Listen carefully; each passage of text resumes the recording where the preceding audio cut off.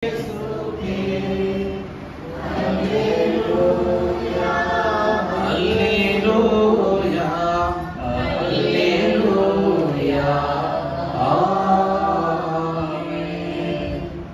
ఇచ్చిన తండ్రికి స్తుతి.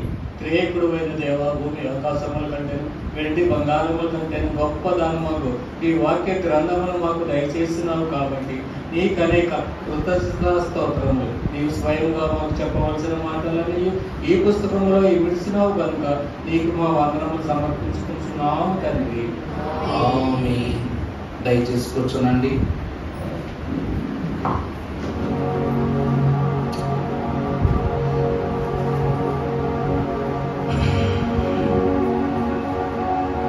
వినుట విశ్వాసించుట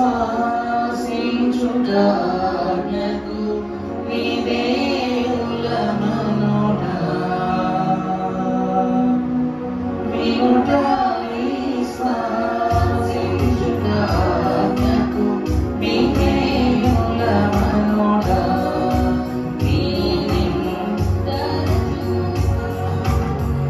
ఈ పనులు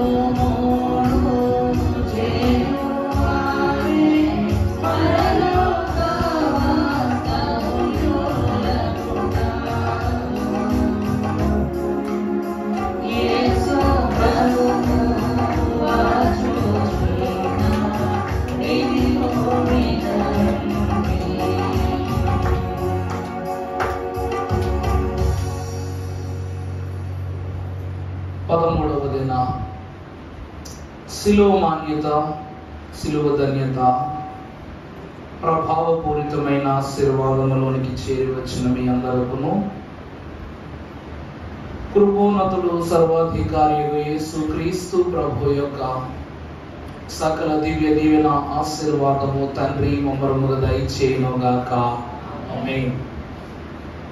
పరిశుద్ధుడు ప్రభు పేరిట నిన్నటి దినమున 3 ప్రధానమైన లక్షణములను కుడివైపున దొంగ యొక్క క్రొద్ది సమయం దైవజనులు అన్నారు. ఒక మనిషిలో కొన్ని ప్రధానమైన లక్షణములను తెలుసుకున్నటకు ప్రభువు ఎదుట క్రొద్ది సమయం చాలట. ఉదాహరణకు రెప్పపాటున రక్షణ, రెప్పపాటునే చెప్పండి నరకము కూడా. దేవుని యొక్క కృప ద్వారా యేసు క్రీస్తు ప్రభు వారితో కుడివైపు సుమారు గడిపినటువంటి సమయము ఉదయకాలము 9 గంటలకు మొదలుపెట్టి మధ్యాహ్న కాలము 3 గంటల వరకు, అనగా సుమారు 6 గడియల సేపు యేసు క్రీస్తు ప్రభు వారి యొక్క సహవాసాన్ని ఈ మహాగణుడు పొందుకొని ఉన్నాడట. ఈ పొందికలో ప్రధానమైన 3 లక్షణములు. మొదటిది అవకాశమును సద్వినియోగపరుచుకునుట, రెండవది ప్రవర్తనను సరి చేసుకునుట, మూడవది ప్రార్థన చేసుకునుట. ఈ దినమున 4వ లక్షణమును మనము చూచినట్లయితే సమయమును సద్వినియోగపరచుకునుట. ఈరోజు లక్షణం ఏమిటండి? సమయమును సద్వినియోగపరుచుకునుట. మహాభక్తులు అంటున్నారు, మారు మనస్సు పొంది దేవుని మాట వినకున్నా భూమియందున పేరొందిన విశ్వాసి ఎవరైనానో చేరుకొనుట సున్నా. అంటే దాని అర్థం ఏమిటయ్యా అంటే, పుట్టినది మొదలుకొని నేను క్రైస్తవుడను లేక నేను దేవుని బిడ్డని అనుకొనుట నీకు దేవుడిచ్చిన గొప్ప అంతస్తు. కానీ ఏ సమయంలోనూ దారి మారిపోతావు ఎవరికి తెలుసు? యేసు క్రీస్తు ప్రభు వారి లోకమును ఉద్భవించక ముందు దేవుని యొక్క ఆశీర్వాదము చొప్పున నిన్న ప్రార్థన అనే అంశాన్ని మనం తలుచుకుంటూ ఒక మాట చదువుకున్నాం. ఆదికాండంలో షేతు కుమారుడై ఉన్నటువంటి ఎనోషు పేరిట అతడు ఎప్పుడు జన్మను పొందుకొని ఉన్నాడో ఆ దినమున యెహోవా నామమున ఏమారంభమైందట? ప్రార్థన చేయట ఆరంభమైందట. ఎంత గొప్పవాడో ఎనోషు. అలాగని ఎనోషు అంతస్తు తన జన్మము ద్వారా ప్రభువు యొక్క ప్రార్థన ఆరంభమైనట్లు అపవాదిగా చెప్పబడుతున్నటువంటి లూసిఫర్ యొక్క ప్రారంభ అంతస్తు ద్వారా ఈ లోకములో స్తుతి అనేటువంటి ఒక క్రియ ఏర్పాటు చేయబడిందట. భక్తులు అన్నారు, స్తుతి చేస్తే ఏం మారుతుందట? స్థితి మారుతుందట. అందుకే ప్రతి భక్తునికి సమయం ఇవ్వబడింది, ప్రతి వాక్యములకు అంతస్తునివ్వబడుతోంది. జకరియా మహాభక్తుడట ప్రతి ఉదయకాలము ప్రార్థన చేసుకునేవాడట. ఉదయకాలము యేసు క్రీస్తు ప్రభు యొక్క నామము పేరిట ప్రార్థనా క్రమమును ఆరంభించే విశ్వాసులకు శుభమో శుభమో అన్నారు. ఎందుకనగా మన అయ్యగారు కూడా రక్షణ పద్యాలు ఏమని రాశారు? ఏ కష్టమైనను ఏ దయ్యమైనను నీ ప్రార్థనకు మించి నిలువగలదే. ఏమిటంట? ఏ కష్టమైనను ఏ దయ్యమైనను ఏ శ్రమ అయినను నీ ప్రార్థనకు మించి నిలువగలదే. లేక ఏ వ్యాధి అయినను ఏ చిక్కు అయినను నీ ప్రార్థనకు మించి నిలవగలదే. ప్రార్థన ముందు ఏది నిలవదట, కానీ ఆ ప్రార్థన చేసుకోవటానికి కూడా ఒక మంచి సమయం మనకు కావాలా వద్దా? అవకాశం అడిగాడు, ప్రభు యొక్క ప్రవర్తనను చూసి సరి చేసుకున్నాడు. అలాగునే ప్రభువు యొక్క ఆత్మీయ అంతస్తును కనపరుచుకున్నట్లు ఒక మంచి ప్రార్థన చేసుకున్నాడు. ఒక మంచి ప్రార్థన చేసుకోవాలంటే ఒక మంచి సమయం కావాలా వద్దా? ఏమండి, కావాలా వద్దా? భోజనం ఈ సమయం నుంచి ఈ సమయంలో తింటే మంచి అరుగుదల ఉంటుందంట. టిఫిన్లో ఈ పదార్థాలు పుచ్చుకుంటే పగటి వేళ ఆరోగ్యము ఎంతో స్థిమితముగా ఉంటుందంట.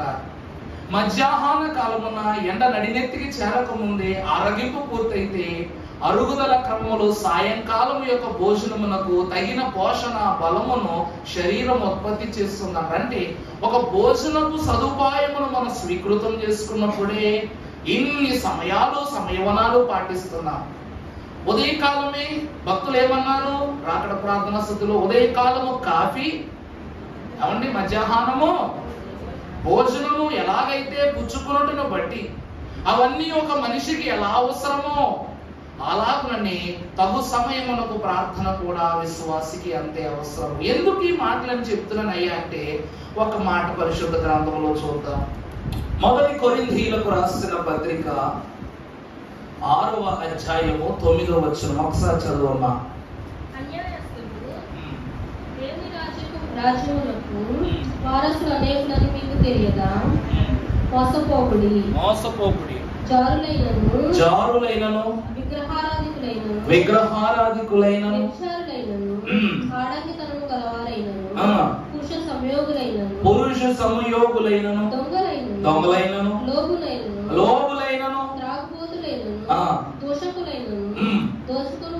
దోచుకుని వారైనను దేవుని రాజ్యములకు వారసులు కానేరరు. ప్రభువునందు దేవుని ప్రియబిడ్డలారా, దేవుని యొక్క వాక్యము అపోస్తుడైన పౌలు భక్తుని ద్వారా కొరింథీ సంఘములకు రాసిన మొదటి పత్రికలో సెలవిస్తున్నమాట. ఎవరెవరు దేవుని రాజ్యమునకు వారసులు కానేరరో పరమ భక్తుడైనటువంటి పౌలు ఈ వాక్యము ద్వారా సెలవిస్తున్నారు. ఎందుకు ఈ మాట అంత ప్రత్యేకంగా సెలవిస్తున్నారయ్యా అనగా ఇక్కడ వాక్యమే చెప్తుంది. మరలా ఒక్కసారి అర్థమయ్యేది చదువమాట. దేవుని రాజ్యమును కానేరని తెలియదా? మోసపోకుడి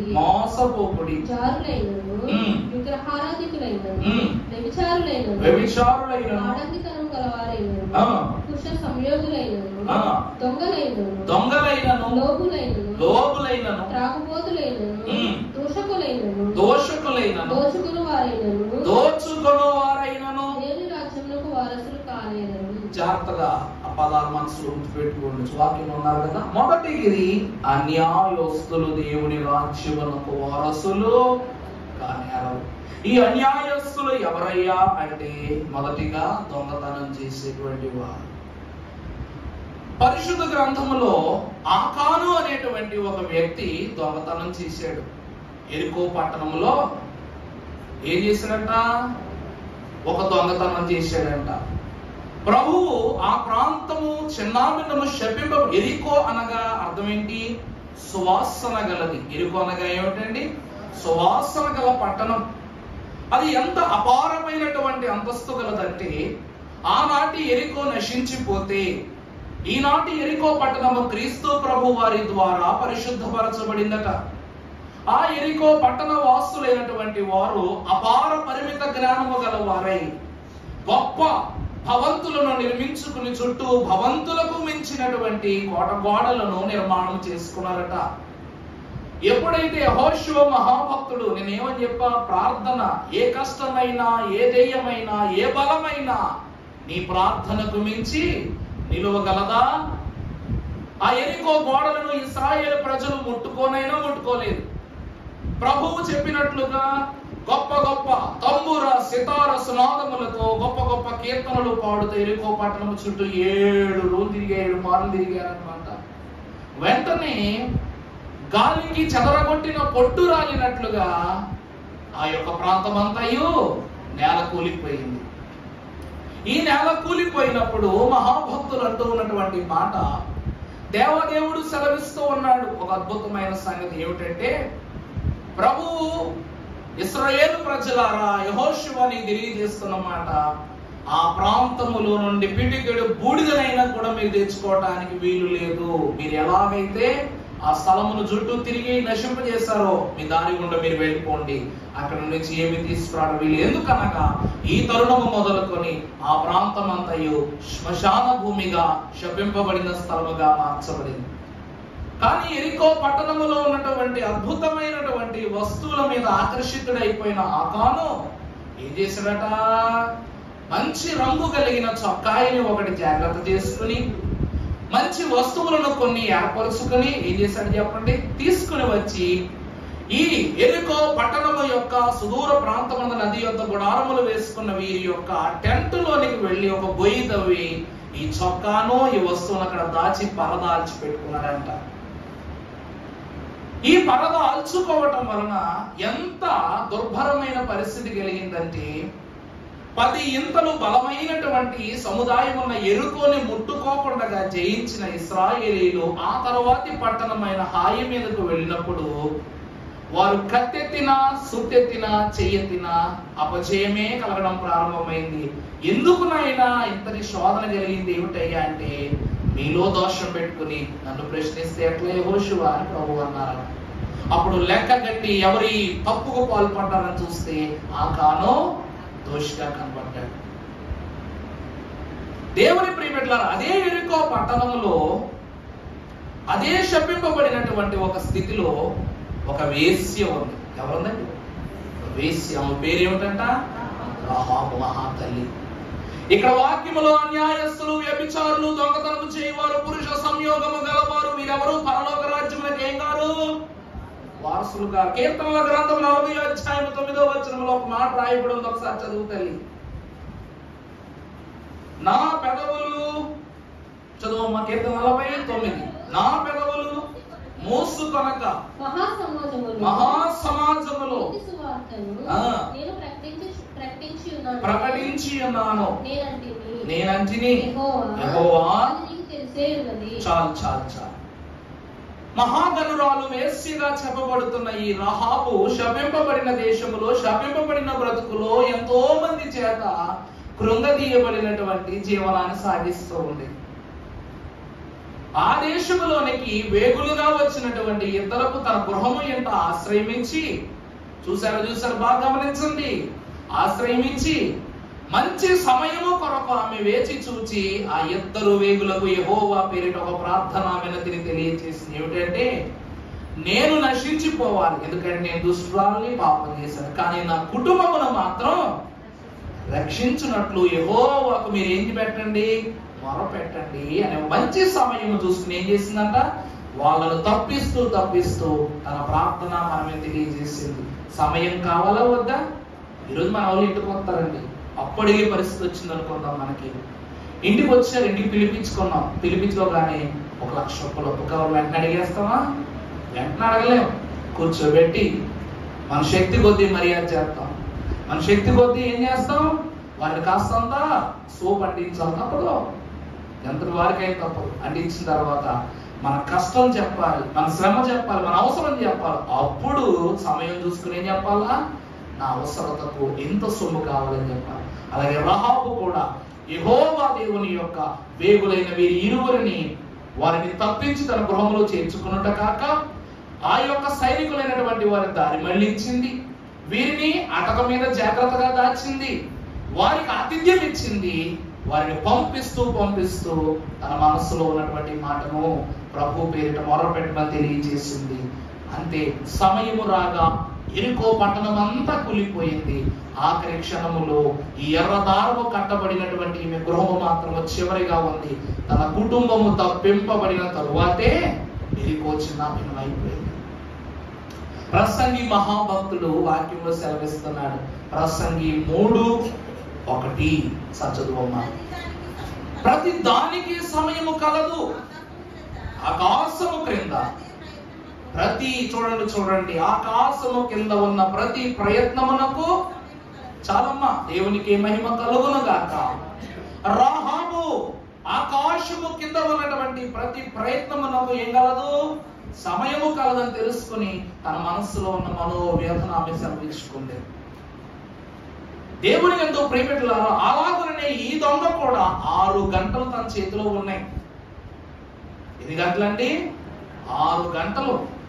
మానవుని కట దేవుడు ఎన్నో అవకాశాలు ఇస్తాడు. సాతానుడు ఏమంటాడంటే తెలుసా? దైవజనుడితో ఏం సవాల్ చేశాడో తెలుసా? నీ బిడ్డలను వేధిస్తాను నేను, నా యొద్ద ఉన్నటువంటి పాపపు బాణములు నిత్యముని బిడ్డల మీద వేస్తాను. ఏ బాణమునకు నీ బిడ్డలు బలైపోతారో ఆ బాణము తగులు వరకు నేను ఏం చేస్తాను? సంధిస్తూనే ఉంటానన్నాడంట. అందుకే అయ్యగారు పాటలు కూడా ఏమో రాశారండి? శోధనలు మనలు చుట్టి వచ్చినా, సాతాను అంబులిన్ని తగిలినా, భయము లేదు మనకికా ప్రభువు చెంతనుందుము, భయము లేదు మనకికా ప్రభువు చెంతనుందుము, యేసుతోటి విగాను బెడలను, యేసుతోటి విగాను బెడలను, యేసుతోటి విగాను పోదమా, అడ్డుగా వచ్చు వైరి గెల్వను, యుద్ధనాదంబుతో పోదమా, జయ యుద్ధనాదంబుతో పోదమా. సాతాను అంబులు అనగా బాణములు. ఇక్కడ భక్తులు సెలవిస్తున్న మాట, ప్రతిదానికి సమయం కలదు, ఆకాశము కింద ప్రతి ప్రయత్నమునకు కూడా ఏం కలదు? ఈ రోజు యేసుక్రీస్తు ప్రభువు ప్రక్కన వేలాడుచున్న ఈ కుడివైపు దొంగ ఆకాశమునకు భూమికి మధ్యన వీరు వేలాడుతున్నారు. కల్వరి గొల్గోతా కొండ పైన వేలాడుతున్న వీరిలో ఎడమ వైపు దొంగ తనకు గల సమయమును ఉపయోగపరచుకొనకపోగా దేవుని వెర్రి వాని వలె ఎంచి ప్రభువుకు దూరస్తుడవగా ఆ సమయమునే అవకాశాస్పదముగా మార్చుకున్నాడు కుడివైపున దొంగ. మొదట నేనేం చేశావు? మొట్టమొదటి ఏం చేశాడంట? ప్రభువును ఎదుట ఉన్న అవకాశాన్ని ఉపయోగించుకున్నాడు. ఏమిటంట? ఎడమ వైపు దొంగ దూషించి ద్వేషింపబడ్డాడు. ఆ దూషణను తన వంతుగా తను ఏం చేసుకున్నాడంట? దేవుని వైపు తన యొక్క తలాంతులను మార్చుకుని ప్రభువు తనను చూసేలా చేసుకున్నాడు. రెండవది, ప్రభువు ప్రవర్తన అంతా సరి చూస్తున్నాడు అన్నమాట. సరి చూసుకున్నాడు, సరి చేసుకున్నాడు. మూడవది, ప్రార్థన చేసుకున్నాడు. ప్రార్థన చేస్తూ దైవజనులు అన్నారు, మొట్టమొదట ప్రార్థన చేసి ఎంత విశ్వాసి అయినా సరే ఏం చేయాలట? తండ్రిని మహిమపరచాలి, కుమారుని మహిమపరచాలి, పరిశుద్ధాత్మ మహిమపరచాలి. తరువాత ఏం చేయాలంట? అప్పుడు మీరు ఈ ముగ్గురికి మీ అంశాలను తెలియచేయాలంట. అర్థమైందండి? యెహోవా పేరిట ప్రార్థన చేయాలి, క్రీస్తు నామములో ప్రార్థన చేయాలి, పరిశుద్ధాత్మని పేరిట కూడా ప్రార్థన చేయాలట. అలాగే ఈ దొంగ కూడా ఏం చేశాడంట? నీ తండ్రికి నేను ఇష్టనవుతానా? నా గురించి నీ తండ్రికి నా గురించి ఒక విన్నపాన్ని చెప్తావా? నీ రాజ్యముతో వచ్చినప్పుడు దొంగనని కూడా నన్ను ఏమాత్రము దూషించకుండా నన్ను జ్ఞాపకం చేసుకొని ప్రభు ఎదురు తన విజ్ఞాపన వెల్లడి చేసుకున్నాడు. నిన్న ఈ దినమున మంచి సమయం కోసం అతను చూసుకున్నాడు, ఏర్పరచుకున్నాడు. ప్రభువునందు దేవుని ప్రియబిడ్డలారా, సమయము లేనిదే ఏమాత్రము మన అంతస్తులు దేవునిలో స్థిరపరచబడము. మహాభక్తుడు ఘనుడైన యేసుక్రీస్తు ప్రభు వారు కూడా రాత్రి పూటే గెత్సెమనే తోటకు వెళ్ళి ప్రార్థన చేసుకునేవారు. ఆ సమయం అంత ప్రత్యేకం కాబట్టి. రాత్రంట మనుషులు ఎవ్వరికి ఇష్టపడదంట ప్రార్థన చేసుకోవడం. నిజమే.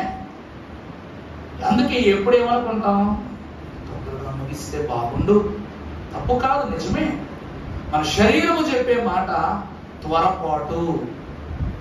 అలాగే లోకమును బట్టి యేసుక్రీస్తు ప్రభువు అందరూ విశ్రాంతి తీసుకున్న తరువాత ఆయన గొల్గోతా పరిశుద్ధ ఒలీవ కొండకు వెళ్ళి ఆయన ప్రార్థన విజ్ఞాపనలు సలిపేవారట.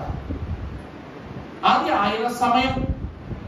అలాగే మనం ఈ రోజు దేవుని వాక్యంలో చూసినట్లయితే మరలా ఒకసారి చదువు. 1 కొరింథీ 6:9. అన్యాయస్తులు తెలీదా? మోసపోకుడి, జారులైనను, వ్యభిచారులైనను, చాలండి అమ్మా. మొదటి మాట చదువు తల్లి. అందులో జారులు, దాని తర్వాత విగ్రహారాధికులు. ప్రభునందు దేవుని ప్రియబిడ్డలారా, జారులు విగ్రహారాధికులు అనగా లోకానుసారమైన మానసిక తలంపు గలవారు. మీరు కొన్నటువంటి ఆలోచన అబ్రహాము మహాభక్తుడు ఒక విగ్రహారాధికుని కుటుంబంలో పుట్టినవాడే. కానీ విగ్రహాలు అమ్ముతున్నాడు. కానీ ఈ రోజు విగ్రహం మనకు అర్థం ఏం చేయాలా? దండేలా, పూజ చేయాల. ఎందుకు ఈ క్రమాన్ని మీకు బోధిస్తున్నానంటే, అబ్రహాముకు తెలుసు నిజదేవుని యొక్క తత్వమును గ్రహించగలిగే మనసు అతనికి ఉంది. కాబట్టి ప్రభువు తన ఎదుట కనబడినా కనబడకపోయినా అబ్రహాము మహాభక్తుడు దేవుని విషయంలో ఎలా ఉండేవాడంట? దృఢ నమ్మకముతో ఉండేవాడు. అందుకే ప్రభు ఏమంటాడు, అబ్రహాము నువ్వెవరివి? అమ్మా, విశ్వాసానికి కాదమ్మా. ప్రభు ఏమంటారు, నా ఇల్లంతట్లోనూ క్షమించిన అబ్రహాము గారిని ఏమంటారు? విశ్వాసములకు మాత్రమే తండ్రి కాదు, నమ్మకమైన సాక్షి అబ్రహాము గారు. అబ్రహాం గారు ఎవరండి? నీతిమంతుడు. అందుకే అతను ఏమంటాడు, ప్రభువా బూడిదను ధూళిని అయ్యున్న నేను నీతో మాటలాడి తెగిస్తున్నాను. ఎందుకంటే అబ్రహాము దేవుని ఏర్పాటులో తను సంపాదించుకున్న నీతి మార్గము, అతని జారత్వమును విగ్రహారాధిక తత్వమును తను విడిచిపెట్టాడు, దేవుని రాజ్యాన్ని సంపాదించుకున్నాడు. తర్వాత ఏంటమ్మా? వ్యభిచారులు. రాహాబు గురించి ఇందాకే మాట్లాడుకున్నాం. తర్వాత చాలండి. గత వారములకు పై వారము 3 మహానుభావుల గురించి మాట్లాడుకున్నాం. ఎవరాళ్ళు? షడ్రకు, మేషకు, అబేద్నెగో. వారి గురించి బోధిస్తున్నప్పుడు నేను ఏమని చెప్పాను మీకు? 3 రకాల నపుంసకులు ఉంటారట.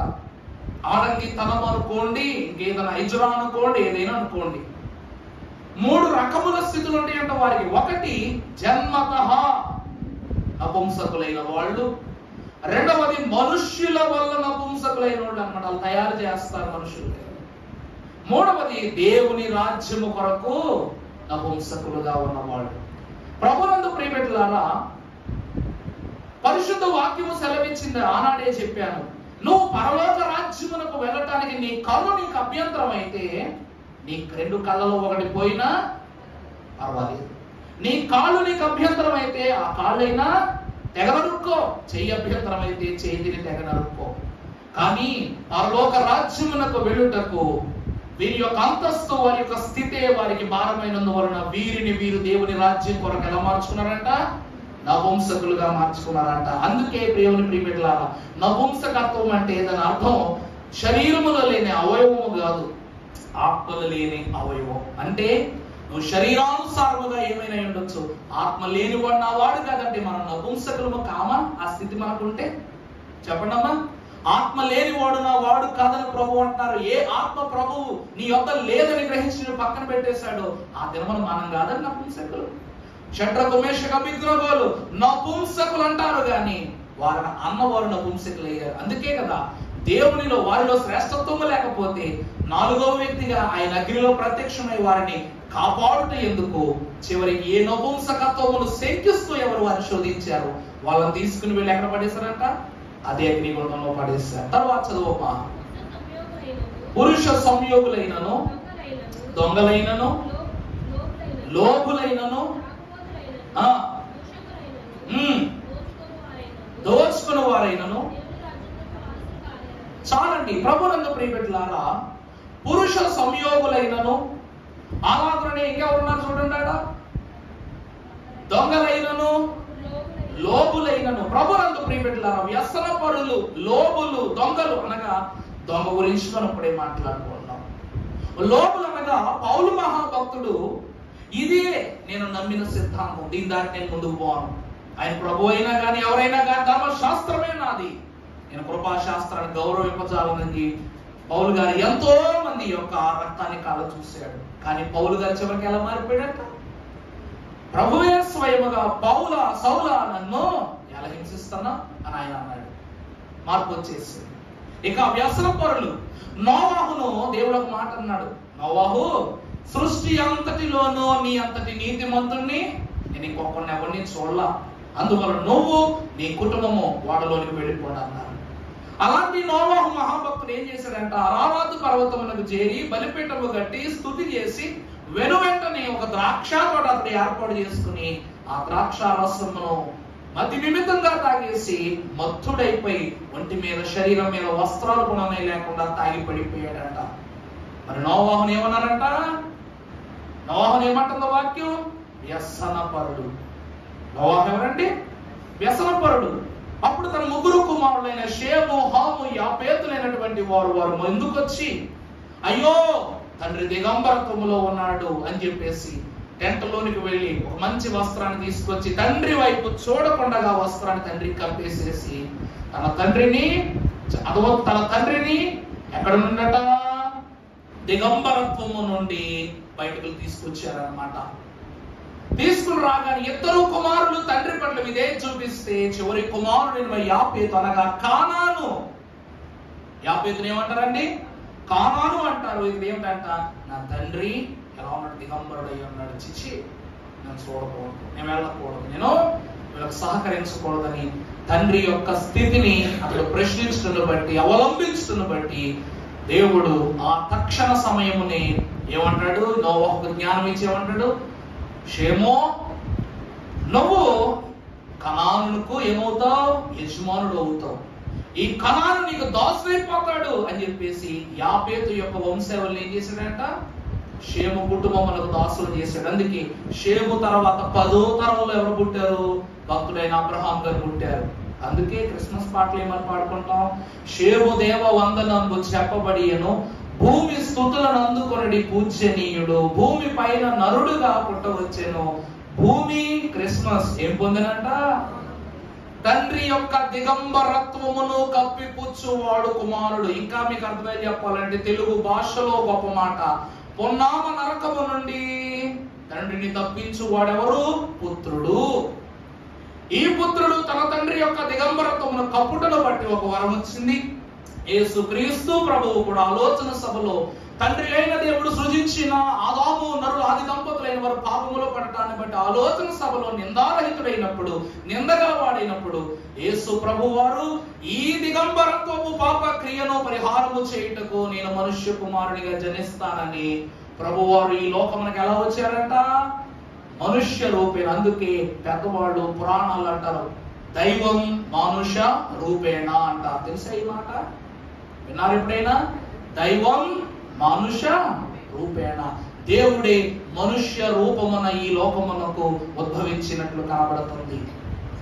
ఈ షేము యొక్క 10వ తరము వాడైన అబ్రహాము తన కుమారుడైనటువంటి ఇస్సాకుకు పెళ్లి చేయాలని ఆలోచించుకున్నప్పుడు ఎలియాజరుకు చెప్తాడు. ఎలియాజరుకు ప్రార్థనలో తలంపు వస్తుందన్నమాట. అయ్యా ఇలాగనే ఇస్సాకుకు వివాహం చేసే గడియ రాబోతుందని ప్రభు ప్రార్థనలో తలంపించారు, నన్ను ఏం చేయమంటారని అబ్రహాం దగ్గరికి వెళ్ళి అడిగితే అప్పుడు అబ్రహాం అంటాడు, ఎలియాజరు నువ్వు ఎక్కడి నుంచి సంబంధం తీసుకురా, మన చుట్టాల్లోంచి తీసుకురా, కానీ కనాను స్త్రీలలో ఒక్కరినైనా కూడా, చుట్టుపక్కల ఎంతమంది ఒక్కరినైనా కూడా నువ్వు సంబంధం తీసుకురాబాకు అంటాడు. ఎందుకంటాడు? అందుకే ఉన్నూరులో పెళ్లి సంబంధం చేసుకోకూడదు అంటారు. జనరల్ గా అంటున్నా, మీరు ఒక్కొక్కరు పెట్టుకోబాకండి. అందులో ఒక మాట, ఎందుకనగా కనాను అబ్రహాములకు ఏమైన వాడు చెప్పండి. కనాను వారు అబ్రహాములకు ఏమైన వారు? దాసులు. ఏమైన వారండి? దాసులు. ఆనాడు దాసుడు అనగా ఎవరు? దీనస్థితికి లాగబడిన వారు. అందుకే తన కోపమే తన శత్రువు, తన శాంతమే తనకు రక్ష అని ఆనాడు తను కోపగించుకుని తండ్రి విషయంలో అన్నాడు కాబట్టి తనకే శోధనగా మారిపోయింది. కానాను వాళ్ళు చుట్టుపక్కల ఎంతమంది తన వారు ఉన్నప్పటికీ అబ్రహాము గారు ఎక్కడికి తీసుకొచ్చారంట? సుదూరం ఒక 300 మైళ్ళ అవతలకు అన్నమాట వెళ్ళిపోయి అక్కడ నుండి మహాగణంగా తీసుకొచ్చారు. ఇదంతా దేని విషయంలో? ప్రార్థన. ఈ మాట అంతా మీకు ఎందుకు చెప్తున్నానంటే, ప్రార్థన వలన మనకు కలుగు ఘనాంతస్తులు మనము చూస్తే పరిశుద్ధ గ్రంథముల నుండి కీర్తనల గ్రంథం 69వ అధ్యాయం 13వ వచనం ముగించుకుందామన్నా. యెహోవా అనుకూల సమయమున నేను చూడండి ఏమని వాక్యం అంటుంది? యెహోవా అనుకూల సమయమున నేను నిన్ను ప్రార్థించుచున్నాను దేవా, నీ కృపా బాహుళ్యమును బట్టి, నీ రక్షణ సత్యమును బట్టి నాకు చాలా సంతోషం. వాక్యము సెలవిస్తున్న కీర్తనాకారుని యొక్క మాట మనము చూస్తే, అనుకూల సమయమున దేవా నేను నీకు ప్రార్థన చేస్తాను. అలాగే దేవా నీ కృపా బాహుళ్యమును బట్టి, నీ రక్షణ సత్యమును బట్టి నాకు ఉత్తరం ఇవ్వు. ఇక్కడ దొంగ ఏమని ప్రార్థన చేశాడు? ప్రభువా ప్రభువా నీ రాజ్యముతో వచ్చినప్పుడు నన్ను జ్ఞాపకం చేస్తా అన్నాడు కదా. నువ్వు ఎప్పుడైతే నీ కృపా బాహుళ్యమును బట్టి, నీ సత్యమును బట్టి నీకు ఎప్పుడు కుదిరితే అప్పుడే నాకు ఏమివ్వు? ఉత్తరమి, సమాధానమి అన్నాడు. మంచి ప్రార్థన, మంచి సమయము, మంచి బహుమానము.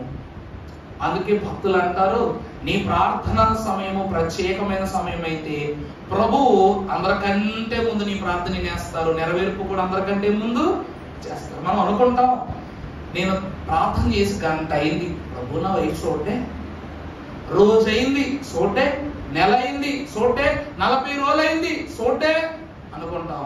40 రోజులు నువ్వు ఒక్కరివే సన్నిధి చేస్తావా? 40 రోజులు నువ్వే సిలువ ధ్యానం చేస్తావా? ఈ ఊర్లో ఎంతమంది చేస్తున్నారు? మండలంలో ఎంతమంది చేస్తున్నారు? రాష్ట్రంలో ఎంతమంది చేస్తున్నారు? దేశంలో ఎంతమంది చేస్తున్నారు? ప్రపంచంలో ఎంతమంది చేస్తున్నారు? పరలోకంలో కూడా జరుగుతుంది సన్నిధే కదా. మరి ఇంతమంది అర్జీ పెట్టుకున్నారు ప్రభు దగ్గర, మరి ఒక్కొక్కరికి ఇచ్చుకొని రావాలిగా. ఒక రోజు దేవదాసయ్య గారికి ఈ కష్టం వచ్చి పడిందంట. ఒకేసారి 7 చోట్లకు వెళ్ళి బాగు చేయాలి, సమయం లేదు. ఏం లేదంట, సమయం లేదు. ఒకే మనిషి 7 చోట్ల ఎక్కడ ఉంటాడండి? కానీ ప్రార్థనా ఫలము ద్వారా దైవజనుడు 7 ప్రాంతాలకు ఒకేసారి ఏం చెప్పారంట? వర్తమానం చెప్పారు. అంటే దేవుడు కూడా మన యొక్క క్రియానుసార అంతస్తులను స్థిరపరచడానికి కుమారుని పేరిట ఈ లోకమునకు వచ్చి ఎన్నో విజ్ఞాపనలకు సాక్షాత్కారం అనుగ్రహించారు. అందుకే ప్రభువును మనం ఏమని వేడుకోవాలి అంటే, అనుకూల సమయమున నేను నిన్ను ప్రార్థిస్తున్నాను. సమయం తనకు అనుకూలంగా మార్చుకున్నాడు దొంగ. అడిగేశాడు, నోరు తెరిచి అడిగేశాడు. అంతే ఏమైపోయిందంట? రక్షణ వచ్చేసింది. మరొక మాట చూస్తే కొలస్సీలకు రాసిన పత్రిక 4వ అధ్యాయం మనం చూసినట్లయితే 5వ వచనం చదువు. సమయము పోనీయక సద్వినియోగము చేసుకొనుచు సంఘమునకు వెలుపటి, చదువు ఒకసారి. సమయమును పోనీయక వెలుపటి వారి ఎడల జ్ఞానము కలిగి. ప్రభునందు ప్రియబిడ్డలారా, వాక్యం ఏం చెప్తుందంటే, సమయమును పోనీయక సద్వినియోగము చేసుకుంటూ సంఘమునకు వెలుపటి వారి ఎడల. సంఘమునకు వెలుపటి అంటే, సంఘమునకు వెలుపటి అంటే ఈరోజు మన శత్రువుకి ఏముంటది? మనకంటే ఒక అడుగు ముందెళ్ళే జ్ఞానం ఉంటది. దేవదాసయ్య గారు అన్నారు, ప్రభువా నీ గురించి ఈ లోకంలో ఎవరికి బాగా తెలుసు అంటే సాతానుకు బాగా తెలుసు అన్నారంట. మరి మా గురించి ఎవరికి బాగా తెలుసు అంటే అది సాతానికి తెలుసు అన్నారంట.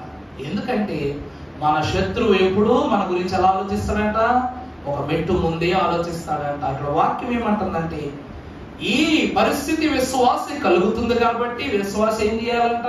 సమయమును పోనీయక సద్వినియోగం చేసుకుంటూ సంఘమునకు వెలుపటి వారి ఎడల జ్ఞానము కలిగి నడుచుకోవాలి. దొంగ ఏం చేస్తుందో తెలుసా?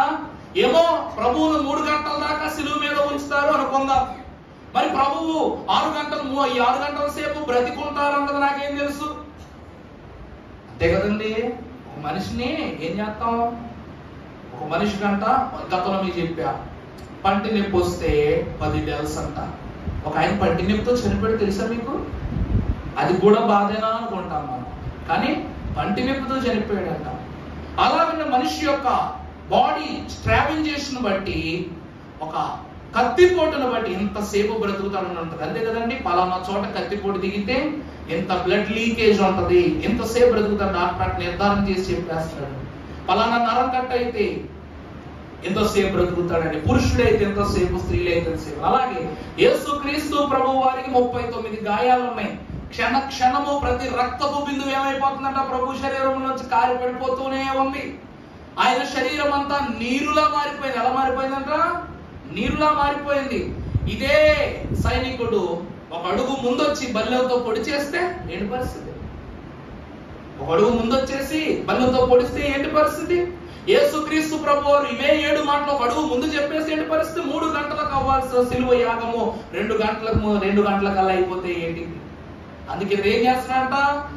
ఏ కాలము ఎప్పుడు ఎలా ఉండదో తెలియదు కాబట్టి సమయమును పోనివ్వక ఏం చేసుకున్నాడంట?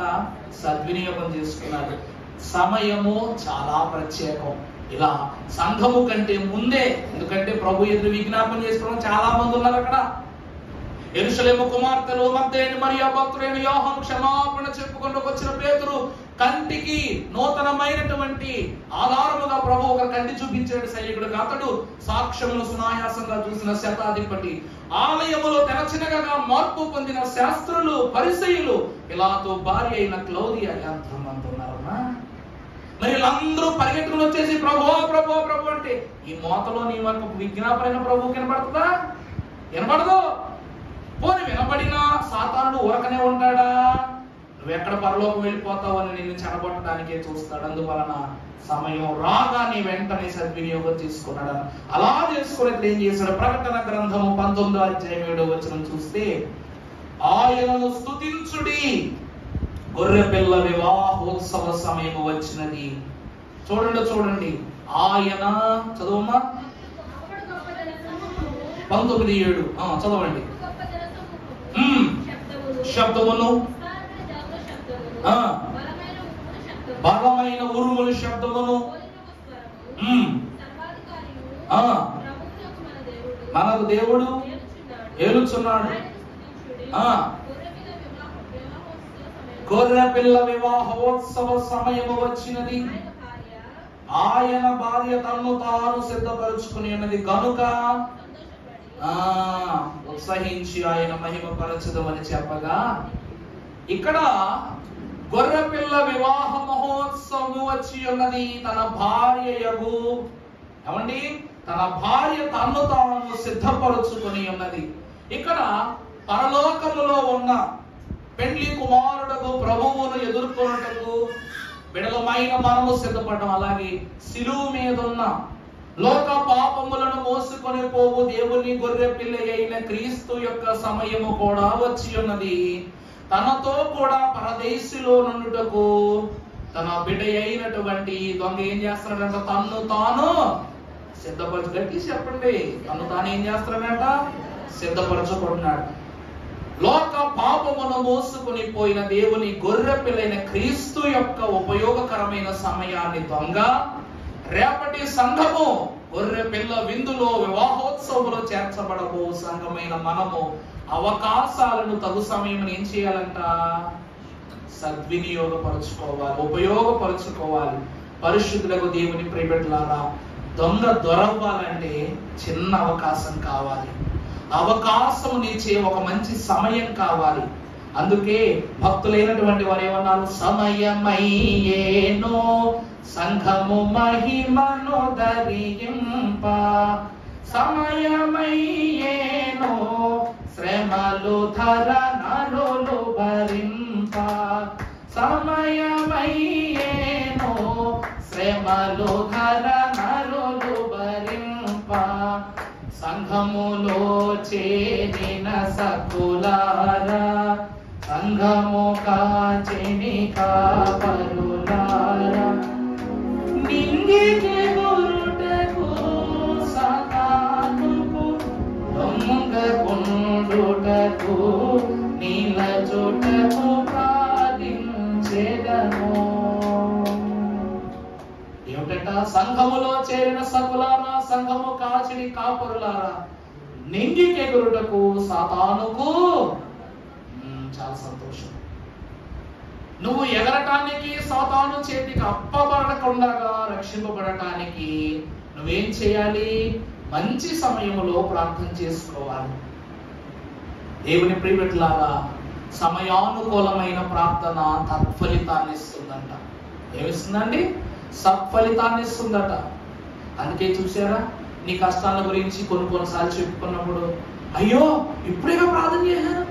ఉదాహరణకు 7 స్త్రీలు, మీరు 7 వారాలు ప్రార్థన పెట్టుకున్నాడు, 3వ వారంలోనే ఒక ట్రాన్స్ఫర్ అయిపోయింది, 3వ వారంలోనే తన యొక్క ఉద్యోగం పర్మనెంట్ అయిపోయింది. ఏరియా వారీగా మార్చవలసిన చోటు స్టేట్ వారీగా డిస్ట్రిక్ట్ వారీగా మార్చాల్సింది సేమ్ డిస్ట్రిక్ట్ లో సేమ్ జోన్ లో పక్క సర్కిల్లో పడింది అన్నమాట. అంటే దేవుని యొక్క అంతస్తు మనం చూస్తే మన యొక్క నమ్మకమును స్వపరీక్ష చేయుటకు ప్రభు సమయాన్ని ఇస్తారు. అందుకే మనం ఏం చేస్తాం? ఒక వంటో లేకపోతే భోజనాలు పెట్టుకున్నప్పుడు ఎలా రాసుకుంటాం చెప్పండి? మనం రే ఓ 100 మందికి భోజనాలు రాలేక 200-300 మందికి వస్తారా మన దగ్గరికి, వీళ్ళకి ఎంత ఖర్చు అవుద్ది? ఒక 60,000 ఖర్చు అవుతుందా? దగ్గరికి ఎంత అవుద్ది? ఒక 60,000 ఖర్చు అవుతుంది. ఒక 60,000 దగ్గర పెట్టుకుంటాం. మిగలగా సంతోషం, మిగలకపోతే ఇంకా ఓవర్ ఎస్టిమేషన్. అలాగనే విశ్వాసి కూడా ప్రార్థనలో 100 ప్రార్థన చేయాలంట. నీ ప్రార్థన ఫలింపు మహా కష్టతరమైన నష్టతరమైన ఏదో ఒక సమయంలో తప్పక 100 ఫలింపులోనికి రావాల్సిన ఆశీర్వాదము 30 పంటలోనే వచ్చేయచ్చు, 60 పంటలోనే వచ్చేయచ్చు. దైవజనులు అంటూ ఉన్నారు, ఆ శక్తి గల ప్రార్థన ఏ శక్తినైనా సరే ఏం చేస్తుందంట? నీ అంతులని తొలగించేస్తుందంట. అందుకే దేవుని ప్రియబిడ్డలారా, ఆ శక్తితో మంచి సమయంలో ప్రార్థన చేశాడు. తన ఎదుట ఏ దుష్ట శక్తి ప్రభావం లేకుండా దేవుడు ఏం చేశాడంట? వెంటనే విన్నాడు, వెంటనే అందించాడు. 4వ లక్షణము సమయము. 4వ లక్షణం ఏంటండి? సమయము. అందుకే దేవుని ప్రియబిడ్డలారా, ఈ సిలువ ధ్యాన సమయంలో ఈ 40 దినములలో ఏ రోజు నీ మీదకు రక్షణ వస్తుందో తెలియదు. కానీ ప్రభు అన్నారు, నేనిచ్చు రక్షణ కొరకు నిరీక్షణ కలిగి కనిపెట్టుకోనండి. ప్రభు ఏమంటున్నారండి? నిరీక్షణ కలిగి ప్రభు ఏం చేస్తున్నారు? కనిపెట్టుకోమన్నారు. కనుక త్రిత్వాత్మధారులమై ప్రభు వైపు చూస్తూ ధ్యానం జరిగించుకుందాము. ప్రతి ఒక్కరు తలలు వంచుకుని ప్రభు ఆత్మీయతలోనికి నడిపింపబడుతూ కృపార్థులమై ప్రభువులోనికి ప్రవేశిస్తూ